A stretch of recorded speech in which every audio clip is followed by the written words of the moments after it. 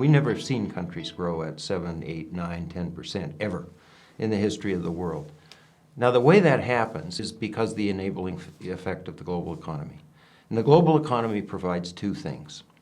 One is a huge market that you can't really sort of penetrate to an extent that you turn the terms of trade against yourself. It's just too big. That means basically that you can grow as fast as you can invest, provided you have some competitive edge. The second thing, and it's probably even more important, is that the global economy provides knowledge, technology, know-how.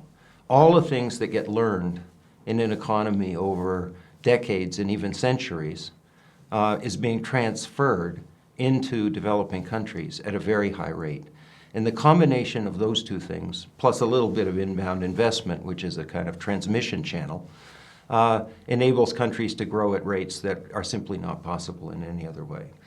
So the flow of information carried by people, not necessarily migrants, but people, moving among these countries, and then accelerated and augmented by the fact that you can now access virtually any kind of digitized information in the world instantaneously, means that there's an acceleration in this flow of sort of knowledge, technology, and learning, and that turns into an acceleration in growth and prosperity in the developing world.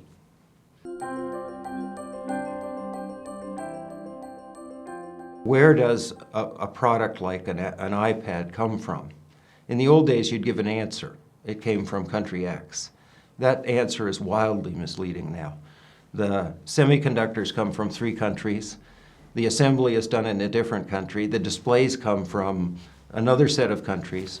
And of course, the design, the branding, and so on, which is a huge part of the value creation, more than half, by the time a product like that gets to retail, gets done in the place where the company's located. There's an effort now, a big effort, to try to take apart these supply chains and understand where the value is actually created. When I buy something, we go out on the street, and buy something, the producer gets whatever I pay for it minus the costs of delivering it, building it and delivering it to me, and I get a whole lot of benefits that over and above what I paid for it. This is sometimes called a consumer surplus in economics. Now, if the consumer surplus has a constant ratio to the transactions, then that's fine.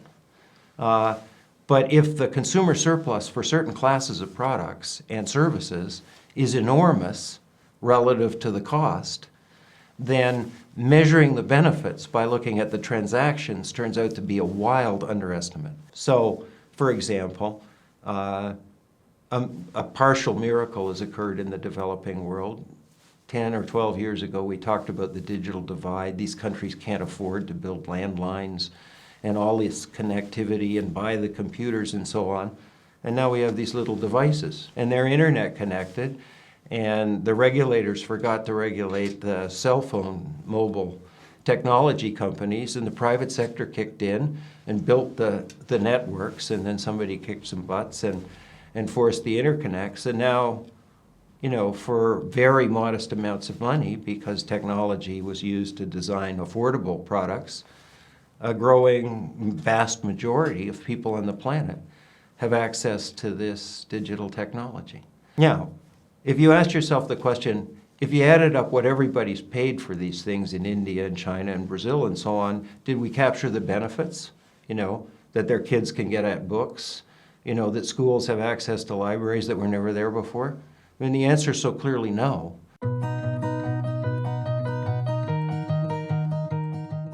If technology becomes capital intensive, and this really is enabled by digital things, 3D printing, automated systems that remove labor from various processes, then one of the most immediate effects of that is that the supply chain starts moving toward the market, because it doesn't have to be somewhere else for cost or economic reasons.